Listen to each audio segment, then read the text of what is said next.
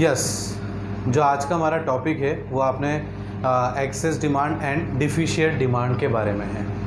तो हम पहले एक्सेस डिमांड समझते हैं कि एक्सेस डिमांड क्या होता है। तो देखिए, एक्सेस डिमांड मतलब जब एग्रीगेट सप्लाई से एग्रीगेट डिमांड ज़्यादा हो जाती है, उस सिचुएशन को एक्सेस डिमांड कहते हैं। कि मतलब मार्केट में एक फुल लेवल एम्प्लॉयमेंट पर मार्केट में डिमांड ज़्यादा चल रही है, एक full level of employment at a aggregate supply, मतलब एक एग्रीगेट सप्लाई कम है और डिमांड ज़्यादा है, उस सिचुएशन को हम एक्सेस डिमांड कहते हैं। अब यहाँ पर जो फुल लेवल ऑफ एम्प्लॉयमेंट मैंने जो इस्तेमाल किया है उसका मतलब क्या है।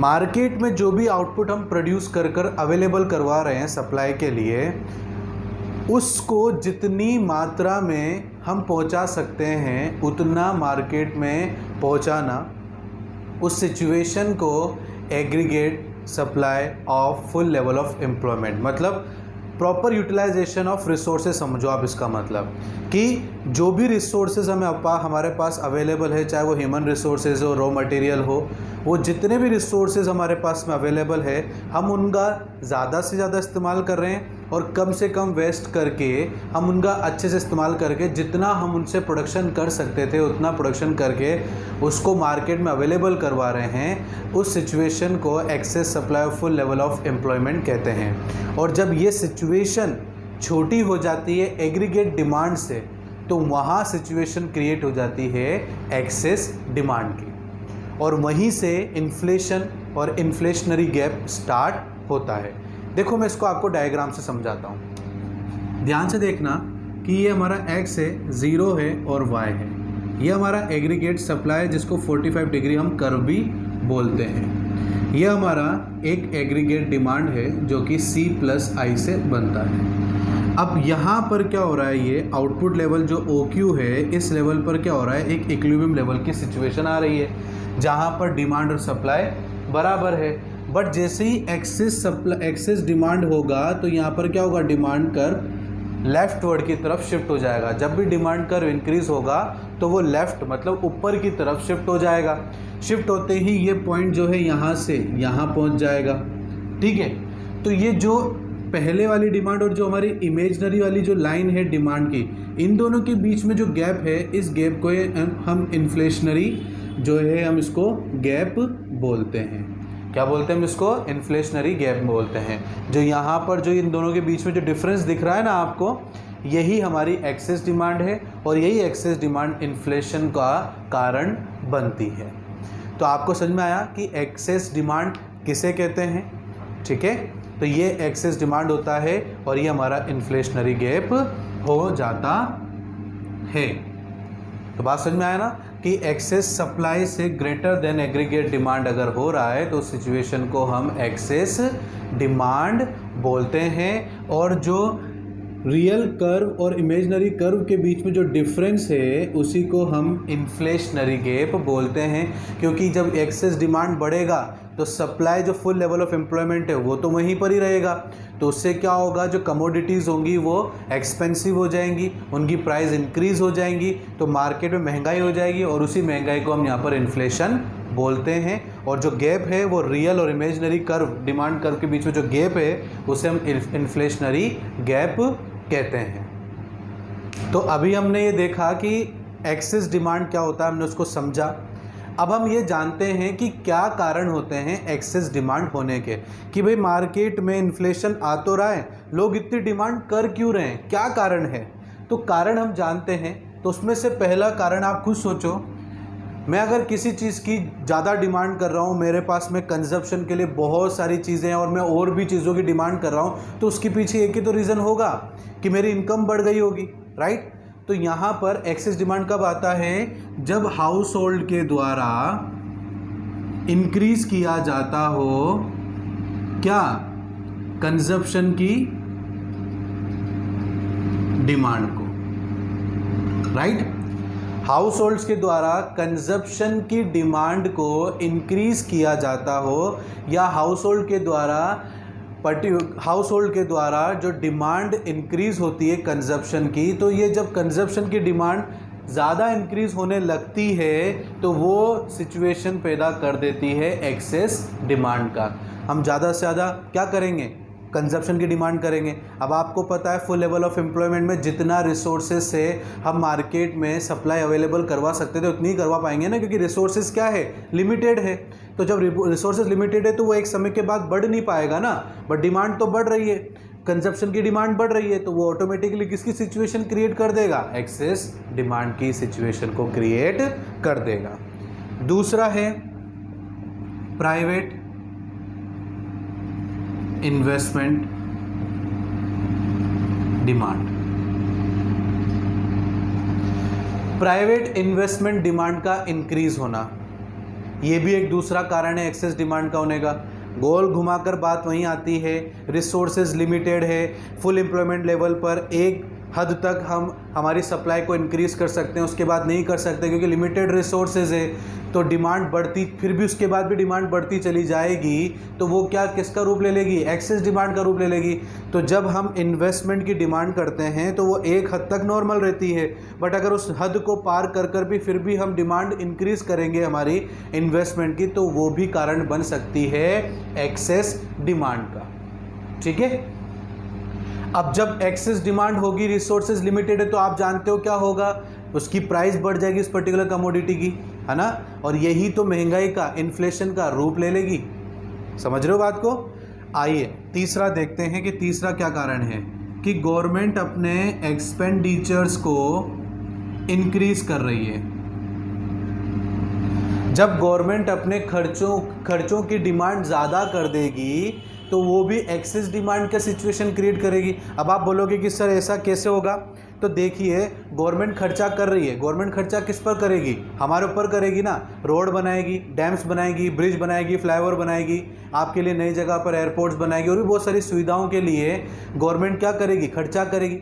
जब खर्चा करेगी तो रॉ मटेरियल परचेस करेगी। अब रॉ मटेरियल कहाँ से परचेस करेगी, मार्केट से तो परचेस करेगी। अब जब गवर्नमेंट कहीं से कोई रॉ मटेरियल परचेस करे तो सामने वाले की इनकम हो रही है, उसकी जेब में ज़्यादा पैसा आ रहा है। जब वो ज़्यादा पैसा उसकी जेब में आएगा तो वो ज़्यादा डिमांड करेगा। जब ज़्यादा डिमांड करेगा तो वो किसकी सिचुएशन को जन्म देगा, एक्सेस डिमांड को।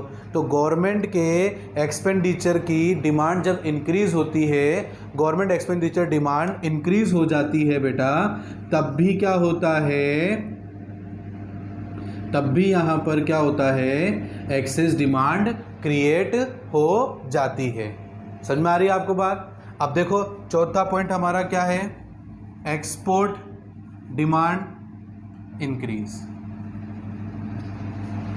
हम लोग हमारे कोई प्रोडक्ट को एक्सपोर्ट करने की डिमांड बढ़ा रहे हैं, it means out of India हम ज़्यादा से ज़्यादा हमारे प्रोडक्ट को सेल कर रहे हैं। अब ज़्यादा से ज़्यादा हम प्रोडक्ट को हमारे को सेल करेंगे तो क्या होगा, हमारी उतनी ज़्यादा इनकम होगी।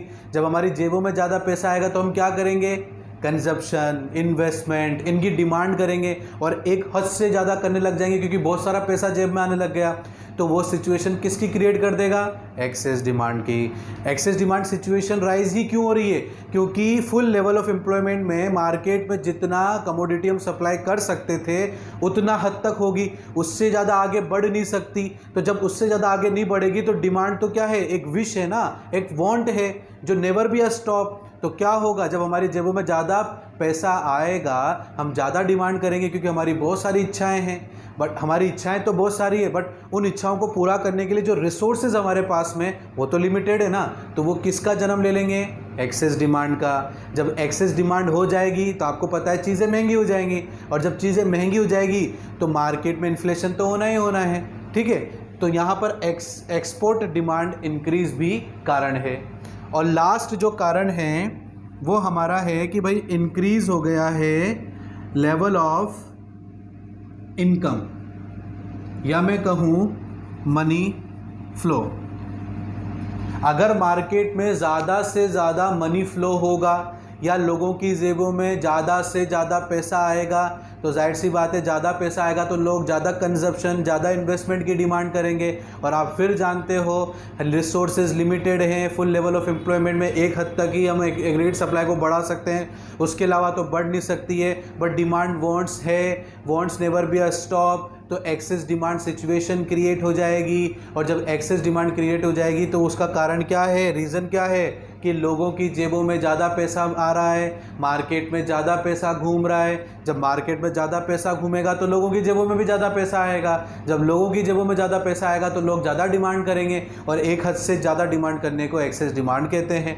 तो ये हमारे 5 पॉइंट ऐसे हैं जो कारण बनते हैं एक्सेस डिमांड का। आई होप आपको समझ में आया होगा। अच्छा, अभी हमने एक्सेस डिमांड समझा, एक्सेस डिमांड होता क्यों, उसका कारण समझा। अब हम यहाँ समझने जा रहे हैं कि एक्सेस डिमांड से मार्केट में क्या इफेक्ट पड़ता है। तो देखिए बेटा, पहला हम लेते हैं जनरल प्राइस।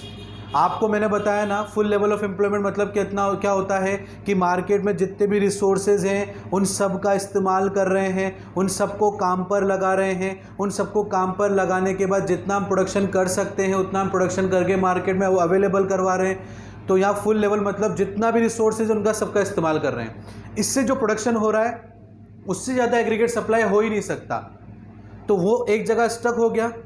अब एक जगह स्टक हो गया बट फिर भी डिमांड इंक्रीज कंस्टेंटली इंक्रीज होती जा रही है, तो क्या होगा, वो जो कमोडिटीज़ हैं, जो वो सर्विसेज हैं, उनकी प्राइस इंक्रीज हो जाएगी, है ना। तो यहाँ पर एक्सेस डिमांड से जनरल प्राइस के ऊपर ये इफेक्ट पड़ेगा कि जनरल प्राइजेस कमोडिटीज़ की इंक्रीज होने लग जाएगी, क्योंकि यहाँ पर जो सप्लाई है वो एक लिमिट पर आकर रुक जाएगी, क्योंकि रिसोर्सेज क्या हैं, लिमिटेड हैं, बट वांट्स आर अनलिमिटेड हैं। तो दैट इज़ द रीज़न कि एक्सेस डिमांड से जो प्राइजेज है कमोडिटी की वो बढ़ जाएंगी, जिससे मार्केट में महंगाई बढ़ जाएगी, जिसको हम इन्फ्लेशन बोलते हैं।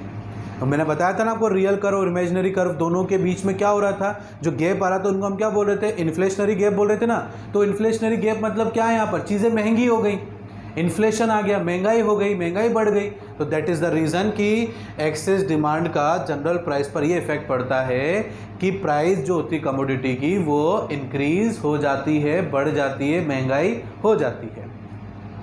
आई होप ये समझ में आया होगा। दूसरा लेते हैं आउटपुट। तो आउटपुट के ऊपर तो कोई फ़र्क नहीं पड़ने वाला। हमारे पास में, हमारे देश के पास में जितना रिसोर्सेज था उसका पूरा इस्तेमाल करके, उससे प्रोडक्शन करके उतना का उतना हमने मार्केट में अवेलेबल करा दिया, इससे ज़्यादा नहीं करा सकते। तो अब डिमांड चाहे जितनी भी हो जाए, आउटपुट लेवल हमारा उतना ही रहेगा। भाई हम 10,000 क्विंटल राइस प्रोड्यूस कर सकते हैं एक अच्छे से सभी रिसोर्सेज का इस्तेमाल करते हुए, इससे आगे ज़्यादा नहीं कर सकते हम। तो भले डिमांड कितनी ही बढ़े, आउटपुट लेवल तो क्या रहेगा, जो जितना था उतना ही रहेगा। No effect on output demand whether increase the excess demand. Okay, last आते हैं एम्प्लॉयमेंट। अब एम्प्लॉयमेंट मतलब क्या है, यहाँ पर हमारे पास में जितने भी रिसोर्सेज हैं इंक्लूडिंग ह्यूमन रिसोर्सेज, जितने भी रिसोर्सेज हम सबको काम पर लगा दिया, और काम पर लगाने के बाद जितना हमने सप्लाई मार्केट में दिया उससे ज़्यादा हम नहीं दे सकते, मार्केट में सप्लाई नहीं दे सकते। तो इस वजह से एम्प्लॉयमेंट लेवल पर भी कोई फ़र्क नहीं पड़ेगा। आप सोचो और बढ़ा लें हम एम्प्लॉयमेंट, जिससे क्या होगा, एक्सेस डिमांड की कमी की पूर्ति को पूरा किया जा सके, तो ऐसा नहीं हो सकता। क्यों? क्योंकि जितना फुल लेवल ऑफ एम्प्लॉयमेंट हमने लिया है वो एक्सेस है। फुल लेवल ऑफ एम्प्लॉयमेंट का मतलब ही यही होता है कि आपके पास में जितने ज़्यादा आप रिसोर्सेज का आप इस्तेमाल कर सकते थे सप्लाई को पूरा करने के लिए, आपने उतना ले लिया है। वो एकदम डेडलाइन आ गई है, इससे आप आगे नहीं जा सकते।